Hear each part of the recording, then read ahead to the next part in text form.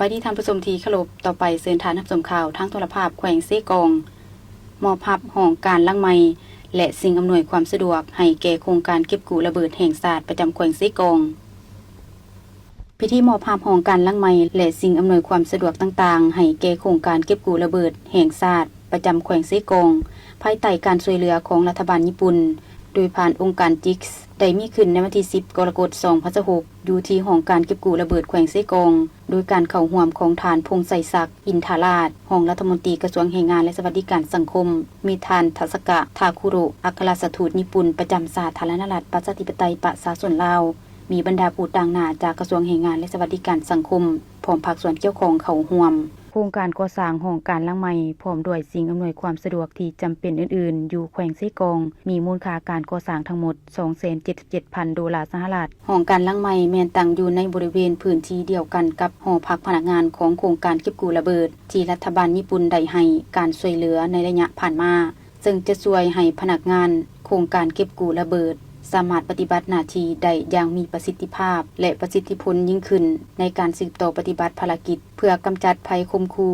จากระเบิดบ่ทันแตกโอกาสนี้ทานทัศกะทาคุโระได้ให้เกียรติกล่าวมอบและมีคำเห็นว่าประเทศญี่ปุ่นได้ให้การสนับสนุนการแก้ไขปัญหาระเบิดบ่ทันแตกที่ตกค้างอยู่สาธารณรัฐประชาธิปไตยประชาชนลาวโดยผ่านโครงการช่วยเหลือลาอย่างต่อเนื่องและหวังว่าจะสามารถเฮ็ดให้การจัดตั้งปฏิบัติโครงการเหล่านั้นได้ดำเนินไปด้วยดีและสามารถนำใช้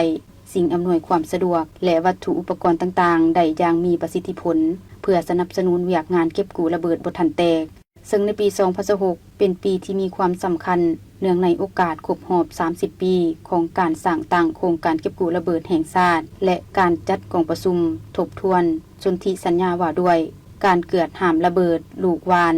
หอบเวียนที่ 3 ที่จะจัดขึ้นอยู่นครหลวงเวียงจันทน์ในเดือนกันยายนนี้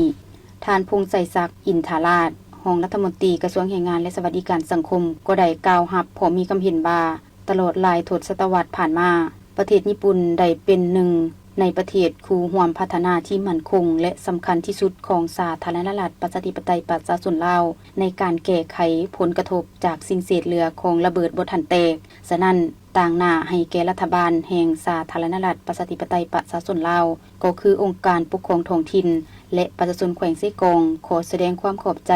เป็นอย่างสูงมายังรัฐบาลและประชาชนญี่ปุ่นที่ให้การช่วยเหลือและการร่วมมืออย่างต่อเนื่องตลอดมาการสนับสนุนอันมีคุณค่านี้บ่เพียงแต่สะท้อนให้เห็นถึงมิตรภาพอันแน่นแฟ้นและความร่วมมืออย่างใกล้ชิดระหว่าง2ประเทศแต่ยังได้ประกอบส่วนอันสำคัญเข้าในการขับเคลื่อนเวียกงานด้านมนุษยธรรมเพื่อแก้ไขปัญหาระเบิดบ่ทันแตกส่งเสริมการพัฒนาเศรษฐกิจสังคมอย่างยืนยงยกระดับคุณภาพชีวิตและความอยู่ดีมีสุขให้แก่ประชาชนลาวบรรดาเผ่าอีกด้วย